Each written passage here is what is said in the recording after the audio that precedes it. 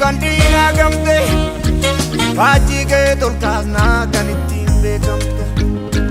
dina ke manchasna kasitide kamte wala bumma ke wina Oromia diya kabajamtu biya biya di gavlave botani jaramte biya of kabachis tu gandina gamte faji ke tolkasna kanittin bekamte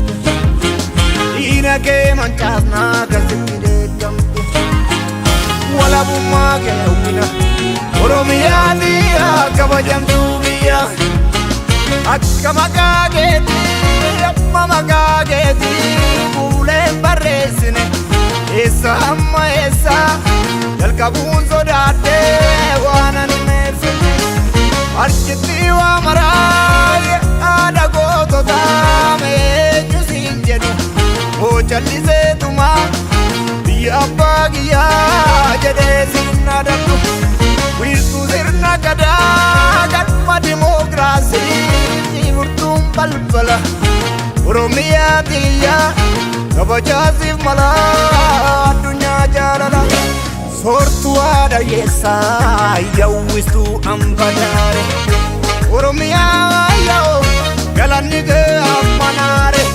soortuu aada yeessaa yawwistuu ambadaare Oromiyaa yoo galanni kee ammanaare soortuu aada yeessaa yawwistuu ambadaare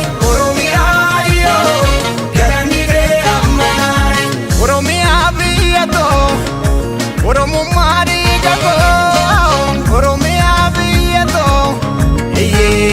summatu nuuf biyya summatu nuuf biyya yoomuu ilmaan keessiif dhaabbannoo ardiya yoomuu ilmaan keessiif dhaabbannoo ardiya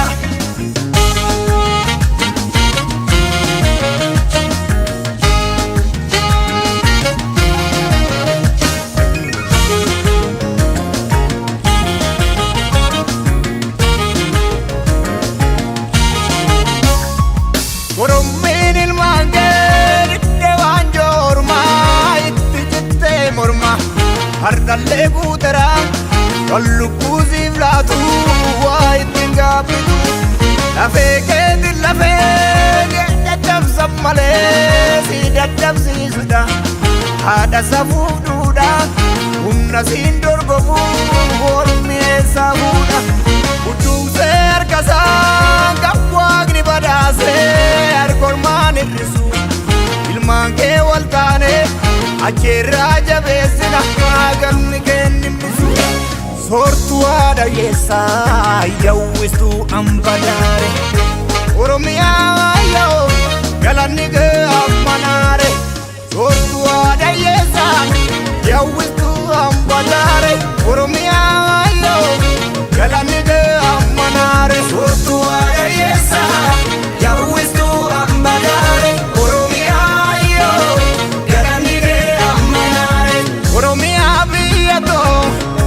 Oromummaa dhiigago Oromiyaa biyyato summatu nuuf